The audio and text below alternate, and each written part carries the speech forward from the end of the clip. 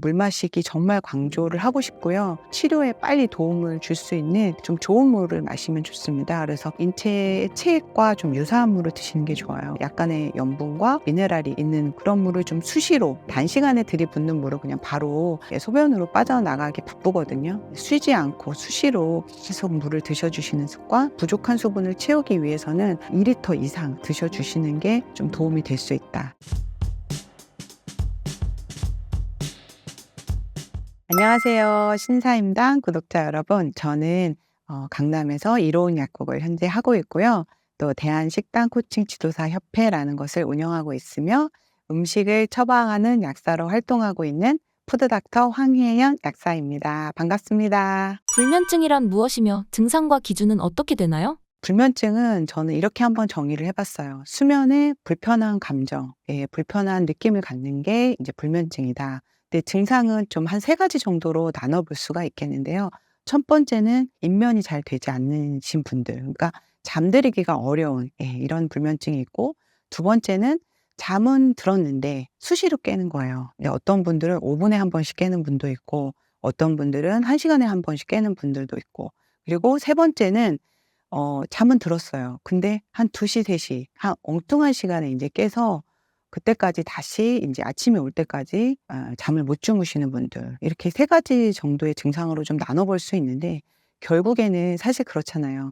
잠은 우리가 고단한 하루 일과를 끝나고 마치 선물처럼 받는 시간이에요. 근데 잠은 굉장히 자연스러운 또 현상이고, 우리 생명에서도 굉장히 필수적인 부분을 차지하고 있고, 또 우리 삶에도 굉장히 만족도를 주는 굉장히 중요한 부분인데, 이 부분에 대해서 행복하고 기쁜 감정이 아니라 불편하고 때로는 두렵고 불안하고 걱정이 있다면, 저는 그런 분들이 불면증이 있다고 생각할 수 있습니다. 불면증이 일어나는 이유와 수면의 중요성은 무엇인가요? 네. 우리가 수면에 대한 그 연구는 사실 좀 미지의 세계였어요, 많이. 그래서 불과 몇십 년 전까지만 해도 수면에 대해서 완벽히 중요성에 대해서 잘 모르던 시절이 있었습니다. 그때는 이런 말들이 있었어요. 혹시 "사당 오라." 이런 말처럼 4시간 자고 공부하면 합격하고 5시간 자면 불합격한다, 이런 것처럼 오히려 인제 잠을 줄여가면서 일이나 공부를 할 때 더 좋은 것처럼, 미덕인 것처럼 여겨지던 시절이 있었어요. 그런데 요즘은 정말 그렇지 않거든요.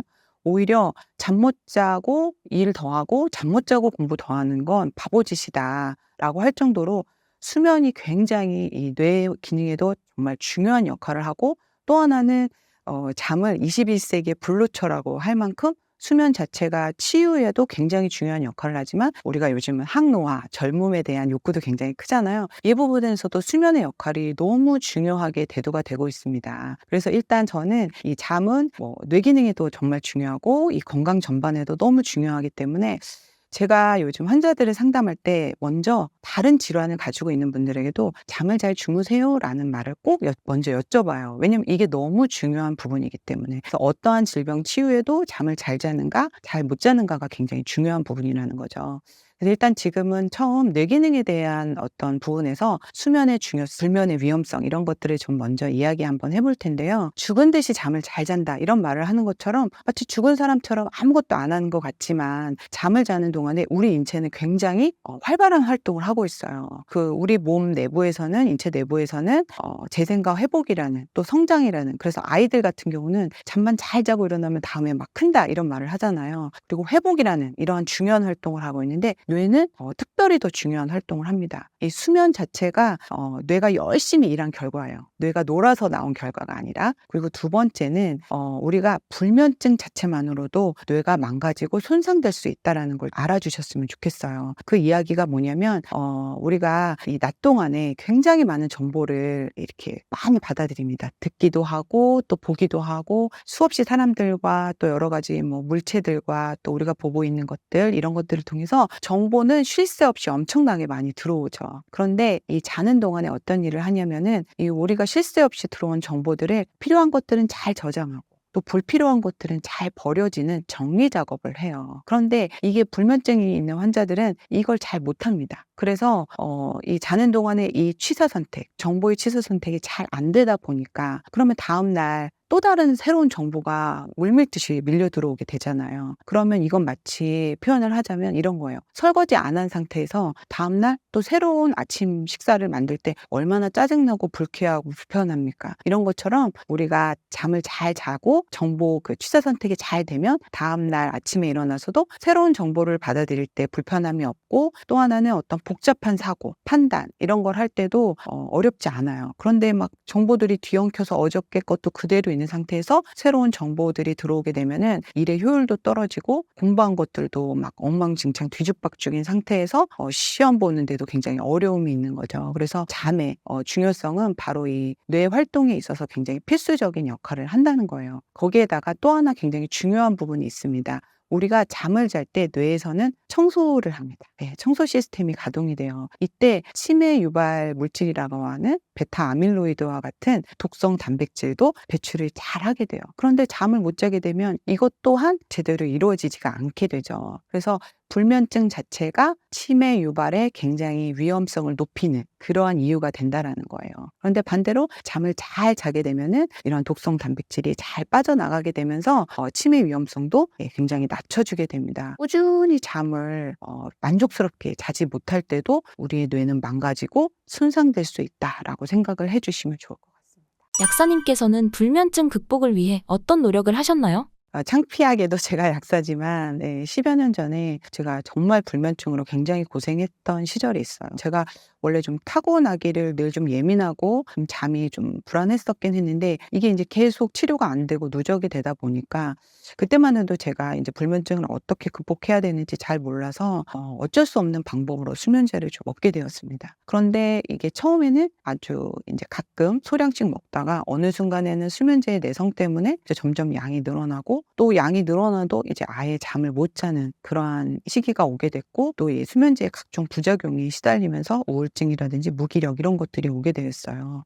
그래서 그때 제가 더 이상은 이제 수면제의 어떤 심각성 이런 것들을 깨닫고 이 수면제에 의존해서는 살 수가 없고 또 살아서는 안 되겠다라는 생각을 하고, 이 수면제를 끊고 스스로 잘 수 있는 몸으로 만들어야겠다라는 것을 하게 되면서 굉장히 이제 많은 어려움과 노력 끝에 인제 그게 그렇게 되긴 되었거든요. 근데 그 시간 동안에 인제 많은 노력과 연구를 하게 되면서 음식의 중요성도 깨닫게 됐고, 인제 뭐 많은 것들을 제 몸을 치유하면서 깨닫게 됐어요. 그래서 지금은 인제 그 제 나름의 방법이 이제 확립이 되면서 많은 불면증 환자들을 또 도와주게 된 어떤 저만의 계기가 또 되어서, 저는 이게 또 저에게는 약사로서는 굉장히 축복이 아니었나 이런 생각도 들게 됩니다. 그런데 이제 제가 어떻게 극복을 했냐 이런 것들을 인제 많이 많은 분들이 여쭤보시고, 또 제가 이걸 통해서 상담도 하고 하는데, 사실 솔직히 말씀드리면 수면제를 제외한 약국에 있는 수면 보조 제품이라는 게 드라마틱하게 딱 뭔가 이거다라고 할 만한 것은 없어요. 그러니까 제가 약사지만 어떤 제품 하나로 아니면 두세 개로 정말 이렇게 심각한 불면증이 고쳐지기란 어렵습니다. 왜냐하면 이미 수면제까지 먹어서 또 힘든 몸이었으니까 어떤 제품의 도움으로는 더 힘든 거죠, 보조제나 물질로는. 그런데 이제 저에게 오는 환자분들은 저처럼 아주 극심한 불면증도 있지만, 또 그렇지 않고 경계에 계시거나 아니면 약을 드신 지 얼마 안 된 분들도 있지만, 제가 들여보면은 제품이 그렇게 드라마틱한 경우가 별로 없어요. 그렇다 보니까 인제 제가 제 몸을 고치기 위해서 또 환자분들에게 도움을 드리기 위해서 가장 그래도 효과가 있었다라고 하는 것들은 어떤 거였냐면, 그것은 제가 엄청 많이 걷고 햇빛을 정말 많이 봤어요. 예. 그 이유가 뭐냐면, 인제 우리가 이 멜라토닌이 분비되어야지 잠이 잘 온다고 하잖아요. 근데 이 멜라토닌을 억지로 인제 안 나오는 상황이었죠. 불면증 환자이기 때문에 많이 분비가 되지 않는데 억지로 나오게 할 수 있는 방법은 없고, 세로토닌이 많이 분비가 되면 이제 밤에는 멜라토닌으로 전환되면서 이제 잠이 오게 됩니다. 근데 불면증 환자들은 대부분 잠을 제대로 못 자니까 행복하지가 않잖아요. 그러니까 세로토닌 분비도 사실 잘 안 되거든요. 근데 이제 억지로라도 세로토닌을 잘 나올 수 있게 하는 방법이 바로 걷기와 햇빛 보기입니다. 그래서 햇빛을 충분히 이제 정말 요즘 같은 날씨 너무 좋거든요. 인제 햇빛이 굉장히 좋은 시기가 바로 인제 여름으로 넘어가는 요때 또 여름 이런 시기인데 이때는 불면증 치료하기가 굉장히 좋습니다. 그래서 햇빛을 정말 하루 종일 많이 받을 수 있도록 했고요. 그리고 많이 걸었던 것 같아요. 세로토닌 분비를 활성화시키면서 인제 멜라토닌 분비까지 이어지면서 굉장히 도움을 많이 받았고 제가 환자분들에게도 이야기를 많이 하고 있는 부분이기도 합니다. 그리고 인제 두 번째로 또 제가 했던 거는 제가 그 당시에 인제 생각해 보면 정말 물을 잘 안 마셨던 것 같아요. 그런데 이 물 마시기를 하면서 굉장히 좋아졌어요. 그 이유가 우리가 인제 인체는 70%가 물이라고 하잖아요. 근데 뇌는 70% 보다 훨씬 많은 80% 이상이 물로 되어 있습니다. 그래서 이 뇌에 충분한 이 물이 이렇게 채워져 있을 때 뇌 기능이 활성화되고 잠도 잘 잘 수 있는 그러한 조건이 되는데 우리가 알게 모르게 뇌 탈수가 일어나고 있다는 거죠. 단적인 예로 저희가 커피 마시면 잠이 안 온다고 많이 말씀을 하시잖아요. 교감신경을 흥분시키고 그리고 또 이 아데노신 수용체에 카페인이 작용을 하면서 이 졸음을 안 오게 하는 부분도 물론 있지만 저는 커피를 지속적으로 마시면서 뇌에 탈수를 일으키는 것도 중요한 문제라고 생각을 해요. 그래서 실제로 원래 오후에 커피를 드시거나 커피 마시면 잠을 못 주무시는 분들 굉장히 많잖아요. 그런 분들이 한번 커피를 마시고 나서 물을 많이 한번 마셔보세요. 그러면 아마 '아 오늘 또 커피 마셔서 잠 못 자겠네.'라고 했다가 물을 정말 잘 챙겨 드시면 쪼끔 그날은 그런 부작용이 없을 수가 있어요. 그렇게 한번 실험해 보셔도 좋고 아니면 잠이 좀 이렇게 불안한 분들 있잖아요. 아주 극심한 불면증 외에는 '아 난 입면하는 데 좀 어려움이 있어.' 이런 분들은 한번 물을 열심히 드셔 보세요. 그러면 쪼끔 나은 걸 좀 느끼시고요. 아니면 반대로 물을 아예 좀 더 안 드셔 보세요. 그럼 진짜 더 어렵다는 걸 느끼시거든요. 저는 이 뇌의 탈수, 뇌의 수분 이런 인자가 수면과의 연관성이 저는 분명히 있다라고 생각을 하고 있습니다. 그래서 실제로 물 마시기만 잘 이렇게 실천시켜도 제가 많은 분들한테 수면에 도움을 많이 들었고 저 자신도 굉장히 인제 수분 보충을 많이 하면서 수면이 지금은 너무 좋아졌어요. 그래서 어저께도 정말 잘 자고 지금 이렇게 촬영해 왔거든요. 그래서 저는 물 마시기 정말 강조를 하고 싶고요. 그러면 인제 어떤 물을 마셔야 되냐. 인제 가급적이면 인제 치료에 빨리 도움을 줄 수 있는 좀 좋은 물을 마시면 좋습니다. 그래서 이 인체 친화도가 높은 물, 인체의 체액과 좀 유사한 물을 드시는 게 좋아요. 그래서 우리 인체의 체액은 약간의 염분과 미네랄이 인제 있는 그런 물이잖아요. 그래서 그런 물을 좀 수시로 그러니까 어떤 분은 제가 물 마시라고 했더니 막 그냥 벌컥벌컥 앉은 자리에서 그냥 왕창 마시고 "그래도 소용없어요." 이렇게 많이 말씀을 하시는데 단시간에 들이붓는 물은 그냥 바로 소변으로 빠져나가기 바쁘거든요. 그래서 쉬지 않고 수시로 계속 물을 드셔 주시는 습관 그리고 우리가 하루 중에 그냥 가만히 있어도 빠져나가는 수분의 양이 한 2.7 리터 정도 돼요. 그래서 음식으로 물론 보충을 하지만 부족한 수분을 채우기 위해서는 2 리터 이상 드셔 주시는 게 좀 도움이 될 수 있다. 그렇게 말씀드리고 싶습니다. 불면증을 겪고 계신 분들께 어떤 조언을 해 주고 싶으신가요? 제가 정말 극심한 불면증 환자였잖아요. 인제 그럼에도 불구하고 지금 인제 치료가 돼서 지금 현재는 너무 잘 잠을 잘 자고 있습니다. 그리고 저의 경험으로 제가 불면증 환자분들을 좀 많이 만나고 있는 약사이기도 해요. 그래서 방금도 인제 불면증 환자분하고 아침에 핸드폰 카톡으로 이렇게 상담도 하고 왔는데요. 저는 불면증의 원인과 그 탈출 방법만 제대로 아신다면 어떠한 분들도 해결하실 수 있고 저처럼 수면제를 많이 드시지 않은 분들은 정말 더 빠르게 해결하실 수 있다고 생각을 해요. 근데 그분의 의지와 노력에 따라서 그리고 그분이 그동안 얼마만큼 인제 어떤 잠을 못 자는 요건들이 인제 누적되어 있느냐에 따라서 노력이나 시간의 차이만 있을 뿐 저는 누구라도 불면증은 치료할 수 있다라고 좀 말씀을 드리고 싶고 또 제가 며칠 전에 상담을 했던 분 중에 한 분이 이제 수면제를 처음에 드셨대요. 불면증이 좀 심해져서 드셨는데 한 달도 안 돼서 양이 늘어나는 걸 보고 깜짝 놀라서 이렇게 상담을 하러 오셨어요. 처음엔 반알로 시작했는데 한 달 정도 지나니까 인제 그걸로 안 되니까 한 알에다가 한 알 더 이렇게 드시면서 '아 이러다가는 정말 큰일 나겠구나.' 해서 이렇게 상담을 오신 분도 계세요. 그래서 정말 불면증은 내 노력 여하에 따라서 굉장히 좋아질 수 있고 완치도 가능하니까 꼭 노력을 해 주셨으면 좋겠는데 모든 분들에게 보편타당하게 이렇게 했을 때 도움이 되는 부분 그러니까 각자의 몸의 상태에 따라서 쪼끔 노력할 부분이 좀 다르긴 합니다. 근데 제가 많은 분들을 상담하면서 그래도 확실하게 이 부분만큼은 노력해 주시면은 굉장히 호전되는데 좀 도움을 드릴 수가 있다라고 말씀드렸던 게 아까 제가 했던 방법이에요. 근데 대부분은 인제 뭐 그 정도는 나도 알아. 이렇게 하시면서 그냥 좀 이렇게 지나쳐 버리시는 분들이 많거든요. 근데 왜냐면 불면증 자체가 꾸준히 누적되어 온 습관의 결과이기 때문에 이러한 부분도 좀 제대로 열심히 정말 이게 불면증 약이다라고 생각하고 정말 열심히 해 주셔야 되고 또 기간도 필요합니다. 그래서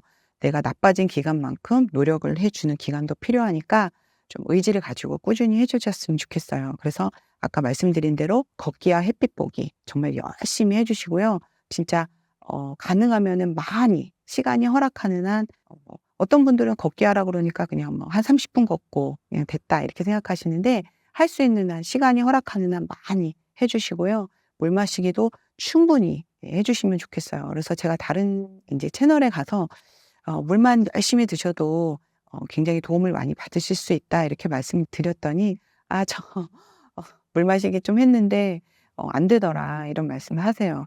저희 몸도 사실은 제가 아까 말씀드린 대로 이 탈수가 이루어지는데도 굉장히 기간이 걸렸잖아요. 최소한 열심히 하시더라도 한 달이든지 두 달이든지 시간이 필요합니다. 그래서 하루 했다고 바로 달라지지는 않거든요. 그러니까 한 달 정도 꾸준히 한번 실천을 해 보시고요. 또 어떤 분들은 이런 분들이 계세요. "물 많이 마셨더니 밤에 화장실만 가서 더 잠이 안 왔다." 이런 분들이 계시는데 당연히 자기 전 한 2 시간 전까지만 열심히 해 주시고 그 이후부터는 인제 수면에 방해될 정도의 수분 섭취는 좀 안 해 주시는 게 좋죠. 그 부분에서는 또 좀 안 먹어야 또 밤에 자다 깨는 일들이 없으니까 고렇게 해서 인제 낮 시간 동안에 좀 많이 집중해서 해 주시면 좋을 것 같아요. 그래서 이게 가장 어떻게 보면 하찮고 기본적인 걸 얼마나 잘하느냐 이게 더 중요합니다. 이 대단한 것을 어쩌다 하는 게 중요한 게 아니라 하찮은 습관들의 결과로 질병도 오는 거고요. 이런 하찮은 습관들이 결과로 질병이 또 치료된다. 이런 믿음을 가지시고요. 불면증을 내가 꼭 완치해 보고자 한다. 난 수면제를 정말 안 먹겠다라고 의지를 가지고 믿음을 갖고 열심히 해 보신다면 저는 굉장히 좋아지실 거라고 꼭 확신을 드리고 싶습니다. 소금에 대해 잘못 알려진 정보가 있다면 무엇인가요? 저에게 제일 많이 말씀하시는 것부터 좀 말씀을 드릴게요. 많은 분들이 이제 "짜게 먹으면 살찐다." 또 저한테 "짜게 먹으면 위암에 걸린다." 뭐 "신장이 나빠지지 않냐." 또 "혈압 있는데 괜찮냐." 또 "당뇨가 있는데 먹어도 되냐." 이런 질문이 제일 많아요. 그런데 여기에 대해서 인제 일단 말씀드릴 게 첫 번째 인제 "소금과 정제염은 다르다." 인제 여기서 "이러한 부작용이 있을 수 있다."라고 하는 것들은 이제 대체적으로 정제염을 이야기하는 거예요. 그래서 정제염과 그럼 소금의 차이는 무엇이냐? 이제 소금은 그야말로 바닷물이 건조된 상태잖아요. 근데 바닷물은 어떤 걸까요? 물론 염도가 있습니다. 그 NaCl이라는 염화나트륨이 있고 여기에 인제 각종 생명 미네랄들이 들어 있어요. 그 미네랄과 염분을 먹고 이제 우리 너무나도 바다 생물이 굉장히 다양하게 살고 있잖아요. 예. 그 바다 생물을 키워내기 위한 기본적인 이 젖줄이 되는 영양분이 되는 그런 다양한 미네랄의 총합이 바로 소금입니다. 그런데 인제 정제염은 그야말로 이 생명 미네랄, 유익한 미네랄은 싹 빼놓고 NaCl이라고 하는 순수한 염화나트륨만 뽑아낸 거예요. 그래서 저희가 뭔가 소금에 대해서 '나쁘다. 뭐 제한해야 된다.' 이러한 인식들은 다 염화나트륨만 총칭하는 정제염, 염화나트륨만 이야기하고 있는 정제염에 대한 어떤 것들이라는 거죠. 그래서 '소금과 정제염은 구분해야 된다.' 이렇게 생각하시면 좋고요. 두 번째로 말씀드릴 거는 짜게 먹는다는 인식이에요. 저희는 '짜게 먹는다.'라고 하는 생각을 하실 필요가 없어요. 왜냐면 제가 만약에 지금 소금 한 수저를 먹었다고 생각을 해 보세요. 바로 물을 먹게 돼 있습니다. 그리고 어떤 사람이 저를 정말 망치려고 뭐 하려고 억지로 소금을 먹고 물을 안 준다고 해도요. 우리 몸속에 일정한 염도, 즉 체액의 염도 0.9%인 체액을 유지하려는 항상성이 굉장히 발달되어 있어서 그 농도가 올라가지 않고요. 나머지 불필요한 염분은 다 소변을 통해서 배출되게 되어 있습니다. 그래서 우리 내부의 염도는 항상 일정하게 0.9%를 끊임없이 유지하려고 노력을 하기 때문에 짜게 먹는다는 인식 자체는 가지고 있을 필요가 없고 우리는 알아서 염도를 일정하게 유지를 합니다. 그래서 요렇게 두 가지 개념을 갖고 계신다면 아마 이런 어떤 소금에 대한 잘못된 인식, 그런 인식은 결국 정제염을 이야기하는 거고 소금 자체를 이야기하는 게 아니다. 두 번째, 또 짜게 먹는다는 인식, 이것만 바꿔주신다면 아마 소금을 섭취하는 데 있어서 굉장히 열린 마음으로 바뀌실 것 같아요. 정제염과 죽염은 어떤 차이가 있나요? 정제염이 이런 거예요. 바다 미네랄의 총합, NaCl을 포함한 바다 미네랄을 총합해서 미네랄을 뺀 순수 NaCl인데 이거를 빼내기 위해서 결국에는 인공적인 처리를 하게 되죠. 그래서 인공염입니다. 가공 물질이죠. 여기에 순수 NaCl만 이제 놔두게 되면은 서로 들러붙어요. 붙게 됩니다. 그래서 이것을 방지하기 위해서 고결 방지제라는 합성 첨가물까지 들어가요. 그래서 어떻게 보면 정제염은 자연의 물질이 아니라 인공적이고 가공된 그러한 소금이라고 할 수 있어요. 그런데 이제 죽염은 어떤 거냐면 천일염을 가지고 대나무에 천일염을 채워서 한 800도 정도로 9번을 굽게 됩니다. 그렇게 되면은 천일염 자체도 염화나트륨에 각종 유익한 미네랄이 있는데 거기에 대나무의 미네랄, 좋은 미네랄이 9번 이렇게 구워지는 상태에서 흡수가 됩니다. 그러면서 놀라운 일들이 일어나는데요. 그중에 하나가 칼륨의 함량이 굉장히 올라가요. 칼륨이 한 2배 정도로 올라가는데 우리가 나트륨 먹으면 붓는다 이런 말씀 많이 하시잖아요. 근데 칼륨은 또 이뇨작용이 있습니다. 그래서 나트륨 배출을 도와주죠. 그래서 죽염 드시면 NaCl 정제염만 드실 때보다 부종이 확 틀려요. 예, 같은 양의 죽염과 정제염을 먹었을 때 전혀 부종이 일어나지 않는 경우가 많습니다. 예, 그래서 칼륨이 굉장히 많아지고요.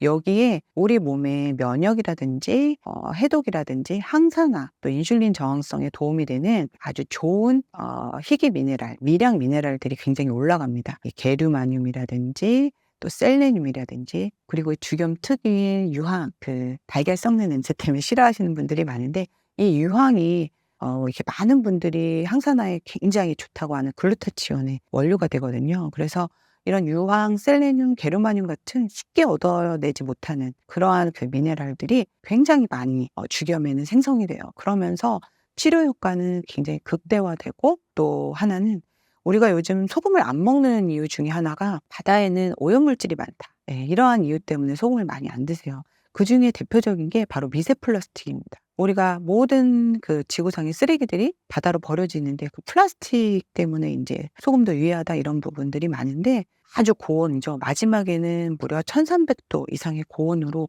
이 죽염을 만들거든요. 구워지면서 미세 플라스틱 같은 바다 오염 물질들이 전소가 돼요. 그래서 어떤 그 소금의 유해성 이런 부분에 대해서도 굉장히 안전해지죠. 그리고 또 하나는 우리 몸속 구석구석 다니면서 우리 몸속 혈관이 지구 2바퀴 반 정도가 되거든요. 굉장히 긴 거잖아요. 근데 그 혈관을 다 구석구석 돌기 위해서는 이 혈액 중에 나트륨의 역할이 굉장히 큽니다. 근데 이 죽염은 9번 구워지면서 소금의 이 동적인 능력, 이런 어떤 움직임의 능력이 굉장히 커져요. 그래서 죽염 먹으면 혈액순환이 잘 돼요. 또 이 손발이 따뜻해졌어요. 또 어떤 분들은 뒤꿈치가 매끈해졌어요. 또 피부가 좋아졌어요. 머리도 나요. 막 이런 분들이 있어요. 그래서 그게 바로 순환력이 좋아지기 때문이거든요. 그래서 어떤 그 동적인 능력이 굉장히 좋아지면서 치료 효과는 극대화되고 또 유해성은 굉장히 낮춰지는 환자에게도 사용할 수 있는 어떤 약용 소금으로 바뀐다. 그래서 죽염은 천일염이 가장 자연 그대로의 상태의 소금이라면 그 환자분들도 그리고 어떠한 사람들도 편하게 어떤 부작용이나 어떤 유해성 없이 편하게 드실 수 있는 안심하고 드실 수 있는 약용 소금이다. 이렇게 이해하시면 좋을 것 같습니다. 당뇨 환자에게 죽염을 권하시는 이유가 무엇인가요? 당뇨라는 질병을 이해하면 소금이 왜 중요한가를 좀 그냥 직관적으로 이해하실 것 같아요. 뭐냐면 우리가 당이라는 건 우리 생명에 굉장히 필수 물질이잖아요. 우리 당 없으면 큰일 나잖아요. 그런데 왜 이 혈당을 두려워해야 되냐, 이 당을 왜 이렇게 무서워해야 되냐, 결국에는 양의 문제거든요. 이게 혈관에 그냥 당이 꽉 차버린 거예요. 우리가 교통이라는 거 굉장히 중요한 거잖아요. 근데 도로에 자동차가 이미 꽉 차 있어요. 그러면은 이 교통이 흐름이 없어지잖아요. 마찬가지로 이 교통수단이라는 건 중요한데 너무 많으면 아예 흐름이 안 생기는 거고 이거는 해결해야 될 문제인 것처럼 당 정체, 당 중독인 상태가 돼서 당을 쓰지도 못하고 정체된 상태를 빠르게 해결하는 정말 해서는 안 될 행동을 하는 게 바로 이제 소변으로 빼내는 바로 당뇨라는 거거든요. 그래서 혈당은 굉장히 우리 몸에 필요한 물질임에도 불구하고 이게 너무 누적되고 중첩되고 정체되어 있기 때문에 인제 이게 질병이 된 거거든요. 근데 그러면 일단은 뭘 해야 될까요? 첫 번째는 이제 도로상에 자동차가 꽉 차 있으면 자동차가 더 들어가면 안 되는 것처럼 이제 혈관 중에 당이 이미 꽉 차 있는 상태는 더 탄수화물의 섭취를 좀 막아야겠죠. 그래서 있는 당을 먼저 소모를 해야 되잖아요. 그러니까 정제탄수화물이라든지 설탕이라든지 과당이라든지 밀가루라든지 빠르게 당을 올리는 것들을 안 드시는 것도 물론 방법입니다. 근데 두 번째는 지금 꽉 차 있는 당들, 이 당들을 빨리 해독하고 중화하는 게 중요해요. 근데 당이 우리 몸속에서 인제 많아지면 가장 문제가 되는 것 중에 하나가 설탕 한번 생각해 보세요. 끈적끈적 눌러붙죠. 여기저기 몸에 혈관 속에 돌아다니면서 끈적끈적 붙어요. 그래서 우리 당뇨 환자분들은 아시잖아요. 당화 혈색소, 당화가 된다는 거예요. 들러붙는다는 거죠. 근데 그 들러붙는 걸 끈끈하게 들러붙는 걸 빠르게 이렇게 헤쳐 놓는 애가 바로 소금이에요. 예. 그래서 이걸 단적으로 좀 이해하기 쉽게 말씀드리면 음식이 막 달아졌을 때 물론 물을 더 넣어도 이 덜 달게 느껴지지만 소금을 넣게 되면 단지 잘 몰라요. 예. 그래서 단짠단짠이라는 음식이 인제 있는 것처럼 실제로 당을 해독하고 빠르게 중화시켜 주는 게 소금입니다. 그러니까 지금 현재 도로상의 자동차를 빨리 소모시키고 없애주는 역할. 그게 바로 인제 '소금의 역할이다.' 이렇게 생각하시면 되고 그 끈적끈적 들러붙는 걸 또 막고 또 당뇨의 원인 중에 하나를 인슐린 저항성이라는 걸 많이 말씀을 하세요. 근데 인슐린의 역할 중에 하나가 뭐냐면 신장의 나트륨의 재흡수를 해 주는 게 바로 인슐린의 역할 중에 하나입니다. 근데 우리 몸속에 나트륨이 부족하고 저염식을 하시는 분들 이런 분들은 인슐린이 괜히 올라가요. 그래서 저항성이 생길 수가 있습니다. 그래서 가끔 이런 분들이 있어요. "나는 밥을 많이 먹는 것도 아니고 식사량 자체도 적어요. 그리고 단 걸 좋아하지도 않아요. 근데 당뇨 전 단계예요."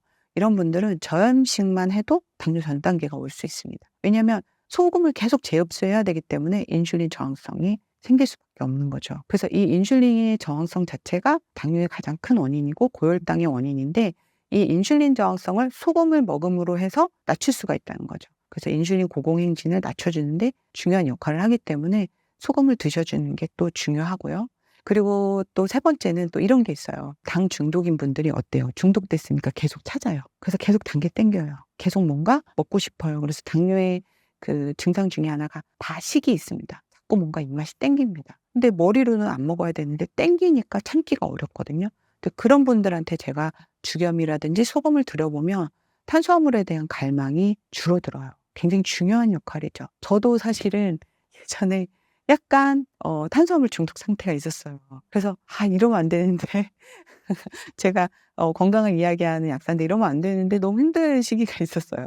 근데 제가 죽염을 먹고 소금을 먹는 걸 생활화하면서 그런 부분이 많이 좋아졌어요. 그래서 우리 몸속에서 필요로 하는 것은 어떤 염분이고 좋은 미네랄인데 이것을 잘못 해석해서 자꾸 당을 땡기는 거죠. 그럴 때 그걸 끊어내는 게 바로 소금이고 죽염입니다. 그래서 이러한 부분에도 굉장히 유익한 역할을 하기 때문에 전반적으로 근본적인 당뇨의 해법이 될 수 있고 지금 빠른 혈관 속에 쌓여 있는 당들을 해소하는 당 해독제고 당 중독을 막아주는 게 바로 소금이고 죽염이다. 이렇게 생각하시면 좋을 것 같습니다. 소금을 건강하게 섭취하는 방법은 무엇인가요? 우리가 혈액의 염도, 체액의 염도는 한 0.9% 정도 나트륨으로 이루어져 있습니다. 그래서 우리가 이렇게 우리 몸에서 나가는 물들을 먹어보면 다 짭짤하거든요. 근데 0.9%의 염분을 타서 소금을 타서 먹어보면 굉장히 짜요. 그래서 한 0.6% 정도는 먹기가 좋거든요. 그래서 우리가 흔히 말하는 국물 간. '아 이거 딱 맛있다. 간이 맞는다.' 하는 게 한 0.6%예요. 그래서 저는 500ml 이제 생수병이 많잖아요. 텀블러도 500ml가 많잖아요. 그래서 500ml 텀블러나 물에 소금은 한 3g 정도 탔을 때 한 대다수의 분들이 '아 이 정도는 참 편안하다.' 이렇게 많이 느끼시거든요. 그렇게 해서 하루에 건강인들은 한 12g에서 18g 정도는 드셔도 편안하시거든요. 부종도 없고. 근데 인제 평소에 신장 기능이 좀 약한 분들이 있어요. 그리고 너무 인제 저염식을 했다든가 너무 탈수가 심한 분들이 있어요. 즉 몸이 많이 메말라 있는 분들. 몸이 메말랐다는 건 그 안에 염분도 부족하다는 거거든요. 그런 분들은 12 그램만 드셔도 굉장히 똥똥 붓습니다. 그 붓는 이유가 이제 소금을 배출하는 능력이 없기 때문에 평소에 이 훈련이 되어 있지 않으니까 느리게 배출되는 거거든요. 다음날 인제 안 드시면 바로 다 빠져나가요. 큰일 나는 게 아니라서 어떤 분은 막 눈이 퉁퉁 부었어요. 눈도 못 뜨겠어요. 그런 분들 여쭤보면 "저 옛날에 커피 하루에 6잔 마셨어요. 근데 물은 안 먹었어요." 이런 분들이에요. 그 얼마나 탈수가 심했겠어요. 뭐 머리가 아파요. 막 난리가 납니다. 그래서 그런 분들한테는 "아 그래도 12 그램 드세요."라고 하는 게 아니라 예 처음에는 뭐 한 3 그램, 5 그램 이렇게 시작하셔도 돼요. 그래서 내가 좀 편안한 농도나 양으로 정해서 희석해서 그리고 그런 분들일수록 더 소금물에 대한 거부가 심해요. 왜냐면 내 몸의 염도랑 차이가 많이 나니까 쪼끔만 차도 난리가 나거든요. 그래서 그냥 '아 요 정도는 내가 먹을 수 있겠다.'라고 생각하시는 염도부터 시작을 하시고요. 그래서 우리의 신장은 훈련하기 나름이거든요. 그래서 5 그램, 6 그램, 7 그램 이렇게 늘려 나가시다 보면 어느 순간 저한테 이런 말을 하세요. "이제는 안 짠 물은 못 마시겠어요."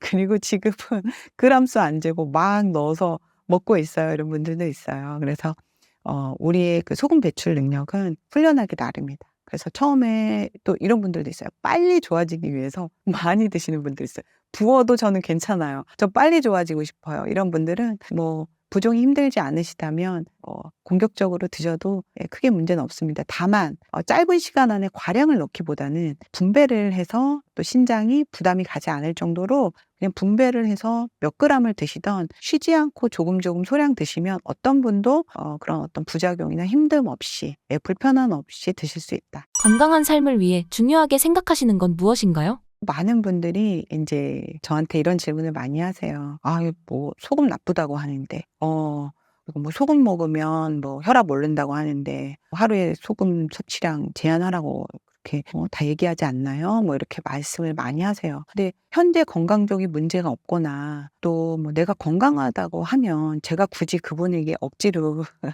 소금을 섭취하라고 말씀은 안 드립니다. 근데 인제 어떤 건강적 문제가 있고 또 뭐 이거 좋다는 거 저거 좋다는 거 다 해 봐도 별로 이렇게 도움되는 게 없었어요. 그러면 그런 분들에게는 '한번 해 봐도 좋은 시도가 아닌가.' 생각이 들어요. 그 이유가 뭐냐면 우리가 인제 음식을 먹을 때 외에는 대부분 인제 그냥 맹물을 마시잖아요. 그리고 심지어 커피를 드시죠. 그리고 술을 드시고 또 음료수를 요즘 많이 드세요. 예. 그러면 우리가 어떻게 보면 들어오는 물은 다 어때요? 염분이 없고 미네랄이 없는 물입니다. 근데 심지어 이런 물들은 나갈 때 어때요? 굉장히 많은 염분과 미네랄을 빠지게 해요. 특히 음료수들은 심하거든요. 예. 그래서 들어올 때는 공짜로 들어오지만 나갈 때는 내 걸 빼앗아서 나간다는 거죠. 그렇다 보면 '나는 설마 탈수가 있을까? 내가 과연 내 몸에 어떤 염도에 문제가 있을까?'라고 하시는 분들도 한 번쯤 생각해 보셔야 될 문제라는 거죠. 이 현대인들 중에서 커피 안 드시고 특별히 물 잘 챙겨 드시고 '탈수가 없다.'라고 완벽히 자신할 수 있는 분은 전 별로 없다고 생각하고요. 또 하나는 약을 드시는 분들, 평소에 매일 약을 드시는 분들은 이러한 어떤 약도 하나의 우리 몸에는 해독해야 될 독소로 또 작용을 하거든요. 필요한 부분에서 일은 하지만 반드시 몸에서 빠져나가야 되는 해독 물질이기 때문에 우리가 왜 설거지할 때 물 필요하잖아요. 근데 독소의 경우에는 더 많은 물이 필요한 거죠. 그래서 우리가 잘 씻어내지지 않는 찌꺼기일수록 물이 많이 필요한 것처럼 이런 약물을 매일 드시는 분들은 100% 탈수가 있다고 보시면 됩니다. 그래서 우리가 건강적인 문제가 굉장히 심각한 어떤 다른 곳에 있다라고 생각하기보다는 기본을 못 맞추기 때문에 기본적인 조건, 즉 우리 몸에 0.9%의 염도 또 체액의 수분량, 뭐 우리 몸에 최소 70%의 물을 못 맞춰주고 있고 그 안에 어떤 미네랄들의 함량이 미달이 되기 때문에 오는 그 불편한 증상 또는 질병이 굉장히 많다고 저는 생각을 하고 이 조건이 맞춰지면 의외로 어떠한 질병이든지 굉장히 빠르게 호전되는 걸 저는 많이 경험을 하거든요. 그래서 어떤 질환이나 증상에 대해서 답이 없다. 아예 뭘 해도 잘 안 된다 하는 분들은 한번 소금물 드시기를 좀 권해 드리고 싶어요. 그리고 실제로 제가 했을 때 굉장히 결과가 생각지도 않은 부분까지 좋아지는 걸 너무 많이 봅니다. 그래서 뭐 관절이 좋아졌다. 또 일단은 피로감이 굉장히 사라졌다. 그리고 손발이 따뜻해졌다. 그리고 무엇보다 소화기가 굉장히 편해졌다. 변비가 사라졌다. 그러니까 이게 과연 소금이랑 관계가 있는가라고 하는 부분까지도 굉장히 좋아지거든요. 그래서 누구나 한 번쯤 실천해 보면 좋을 것 같고, 이렇게 현대인들의 모든 생활 습관이 물을 다 빼는 이 환경 속에 살고 있기 때문에 죽염이 사실 약은 아니거든요. 어떤 특별한 뭘 고친다 이런 개념은 아닌데 우리의 환경에서 약처럼 되어져 버린 것 같아요. 저도 사실 죽염이나 소금을 먹고 저한테 이런 부분이 좋아졌다고 할 때 저도 사실 놀랄 때가 많습니다. 이게 좀 약간 허탈하기도 해요. 저는 약국을 하고 있기 때문에 많은 어떤 건강식품들을 다루고 있는데 '이걸로 이렇게 허탈하게 해결이 되나? 뭐 이런 것들도 좋아지나?'라는 걸 사실 오히려 제가 경험하면서 놀랄 때가 많거든요. 그래서 한 번쯤은 이 우리의 생활 환경 속에서 부족해져 가는 미네랄과 물, 그리고 소금 이런 것들을 기본의 조건을 맞춰 줌으로 해서 내 몸에 좀 개선을 한번 도모해 봐도 좋을 것 같다, 이렇게 말씀드리고 싶네요.